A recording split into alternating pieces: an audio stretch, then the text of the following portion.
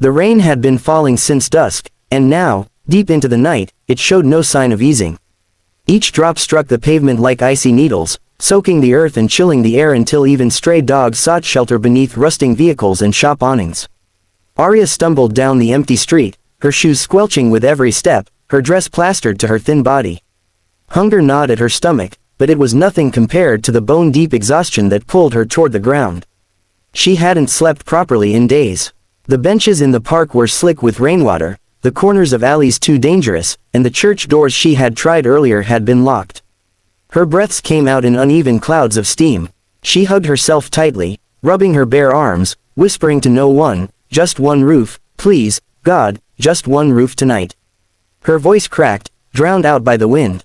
She felt invisible, like the world had folded her into its shadows.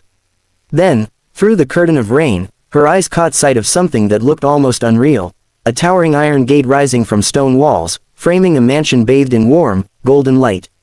The windows glowed as if mocking the dark world outside. The garden beyond was perfectly trimmed, with fountains and hedges that stood unbothered by the storm. What caught Arya's attention, though, wasn't the mansion itself, but a small wooden structure on the lawn. A doghouse, large, sturdy, with a sloped roof and bedding inside. Even from the gate, she could see it was warmer, drier, safer than anything she had found all night. The irony pierced her chest like a blade. Even the dog here, she thought, lived better than she did.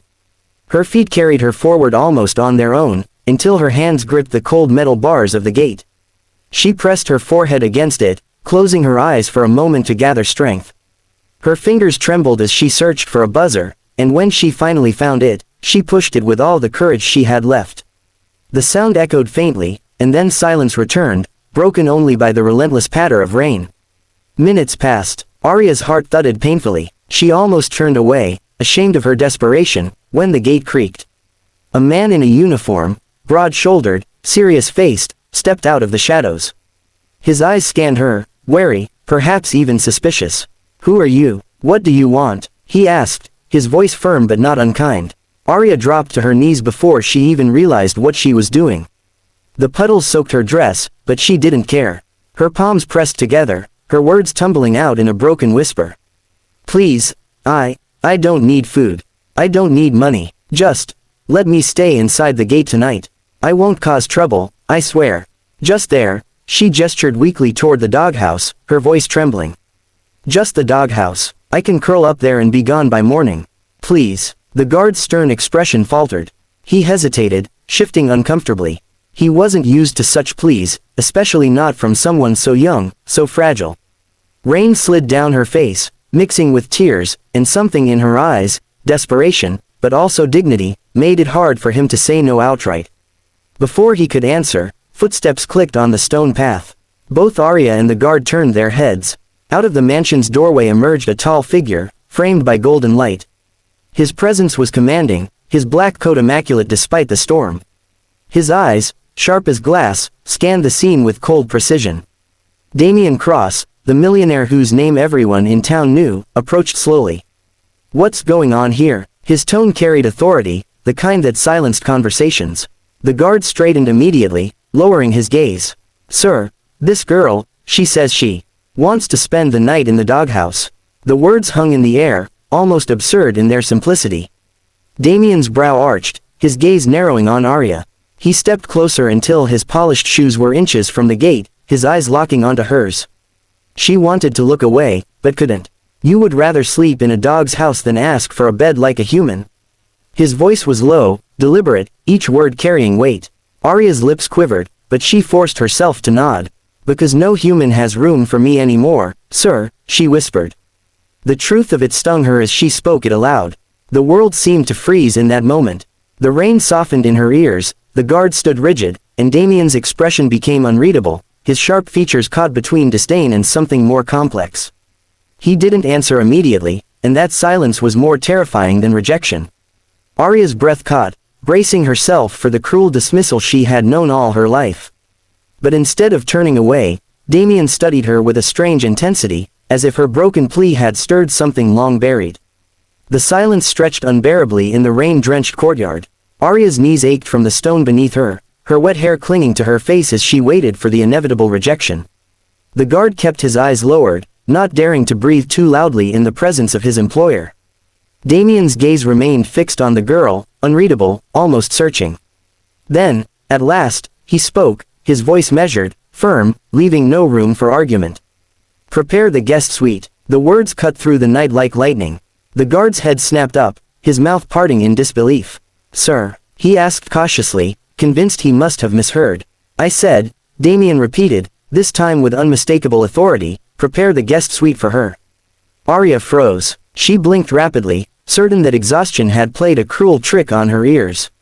No, you don't understand," she stammered, her voice trembling as much as her body. "I don't belong in there. I only asked for the doghouse, nothing more. I can't." Damien crouched slightly, bringing his piercing eyes level with hers through the bars of the gate. For the first time, the sharpness in his expression softened, though it was still laced with a kind of sternness. "Listen carefully," he said, his voice steady but quieter now. "If you believe you deserve nothing more than a doghouse, then that is all the world will ever give you. But if you allow yourself to step inside a door meant for humans, you may begin to remember your worth." His words struck her deeper than the cold had. They weren't gentle, but they weren't cruel either, they carried a weight that felt like both a warning and an invitation. Arya's throat tightened as tears welled again, though this time they weren't born purely of despair. The guard, still bewildered, hurried to obey his master's order. The great iron gate creaked open, its hinges groaning, and Arya flinched as if afraid she might be punished for stepping inside. The warm glow spilling from the mansion's doorway seemed unreal, a world separate from the storm-soaked misery she had known all her life. "Come," Damien said simply, extending his hand toward her. Arya stared at it, trembling. Her instinct screamed that it was a mistake, that she didn't belong in such a place. Shame burned through her, the idea of dirtying floors that had probably never known mud or rainwater terrified her. I can't," she whispered, her voice cracking. Damien didn't pull his hand back. He waited, patient, unflinching, his gaze steady on hers. "You can," he replied firmly. "The only question is whether you will." Her chest heaved as she wrestled with fear and longing. Finally, with trembling fingers, she placed her cold, fragile hand in his. His grip was strong, steady, reassuring in a way she hadn't felt in years. He guided her through the gate, and for the first time in what felt like forever, she stepped forward into a place where the rain could no longer reach her. As they approached the mansion's towering doors, the scent of roasted food drifted on the warm air, making her stomach tighten with painful hunger. Her shoes squeaked on the polished stone pathway, leaving small trails of water. Two house staff appeared in the doorway, eyes widening in shock at the sight of the drenched, bedraggled girl beside their master. They exchanged looks, but Damien's commanding presence kept them silent. Inside, the world shifted entirely. The mansion glowed with a warmth she had only glimpsed through frosted windows in her life. Polished marble floors reflected the light of chandeliers that sparkled like constellations. Velvet drapes cascaded down walls adorned with paintings that seemed to belong in a museum. Plush carpets muffled her hesitant steps as she followed Damien, her mouth slightly open in awe.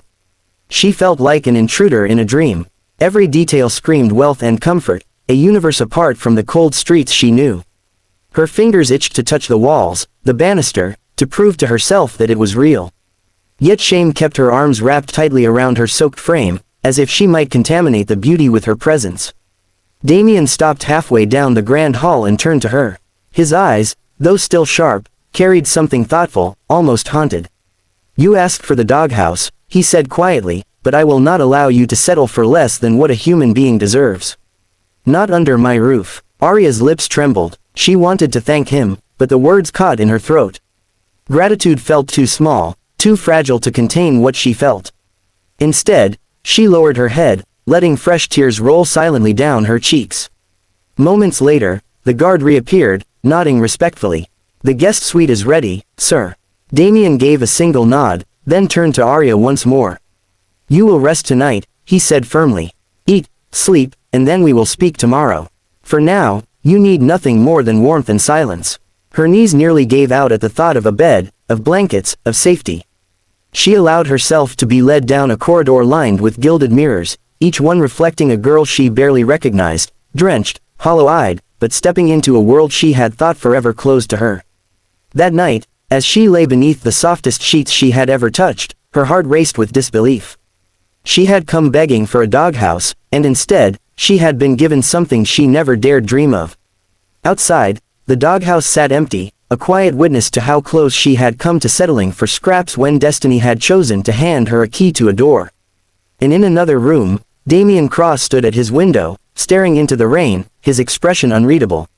No one knew why he had done it, perhaps not even himself. But one thing was certain, both of their lives had shifted forever that night.